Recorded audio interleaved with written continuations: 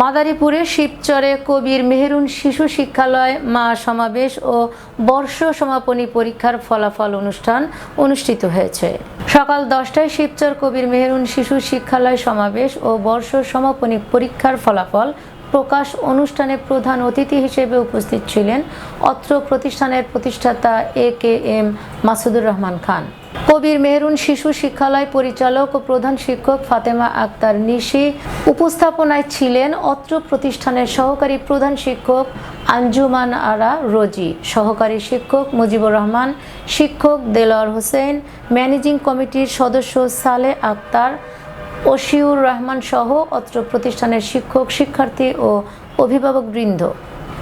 কবির মেহেরুন শিশু শিক্ষালয় প্লে থেকে পঞ্চম শ্রেণী পর্যন্ত 350 জন শিক্ষার্থী বার্ষিক পরীক্ষায় অংশগ্রহণ করে। পাশের হার 100%, মেধাবৃত্তি 13 জন, মেধা পুরস্কার 52 জন ও উপস্থিতি পুরস্কার 10 জন। ঠিক আছে, আবার যদি 1 মাসের মধ্যে মানে 1 মাসে তার বিপাইতে হবে একটা বিষয় আপনার এটা তৈরি করা হয়েছে।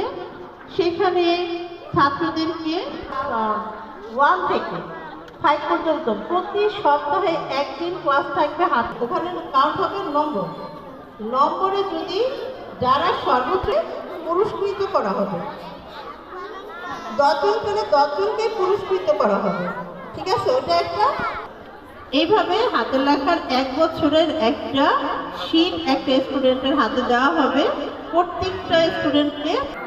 আর পেলে এবং প্রিয়নে এই হাতের লেখার ক্লাসটা যাবে, হোমওয়ার্ক ওদের যে খাতাটা যাবে ওই খাতার মাধ্যমে পেলে এবং প্রিয়নে,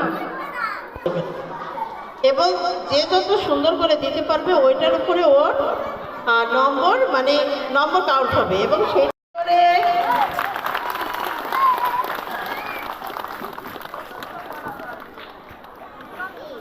ওয়াশপিয়া মেধাবৃত্তি পেয়েছে। ওয়াশপিয়া আসো।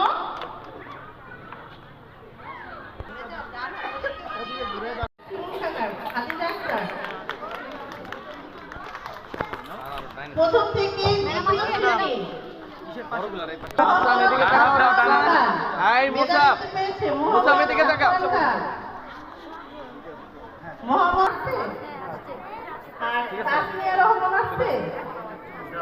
আর মরিয়ম আক্তার সুমাইয়া, ফাতেমা ইসলাম, মরিয়ম আক্তার চমৎকার রেজাল্ট করছে। দুজনে মিস হয়েছে, এজন্য আন্তরিকভাবে দুঃখিত। পেলেতে সিরিয়ালে 1 আর 2 হয়েছে সিরিয়ালে আরেকজন। এখানে আমি তুলে নেই, স্কুলেরটাতে আগে তুলে আপনি পরে তুলে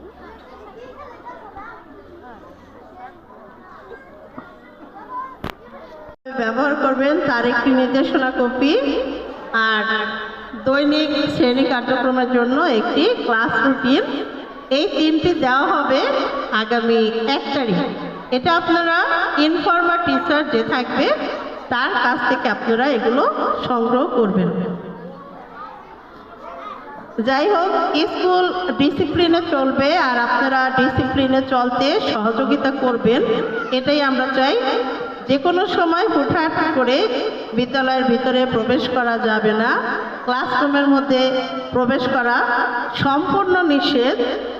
আর আনুষঙ্গিক যে কাজ থাকবে সেটা আপনারা ইনফর্মার টিচারের মাধ্যমে সম্পন্ন করবেন। কোনো বিশেষ সমস্যা হলে ছুটি পাবে, এছাড়া অন্য কোনো ছুটি পাবে না। সেই ক্ষেত্রে আপনারা দরখাস্ত নিয়ম অনুসারে জমা দিবেন। যদি দরখাস্ত জমা না থাকে সেই ক্ষেত্রে জরিমানা বেতনের সাথে অ্যাড হয়ে যাবে, এটা আপনাকে বলা হবে না।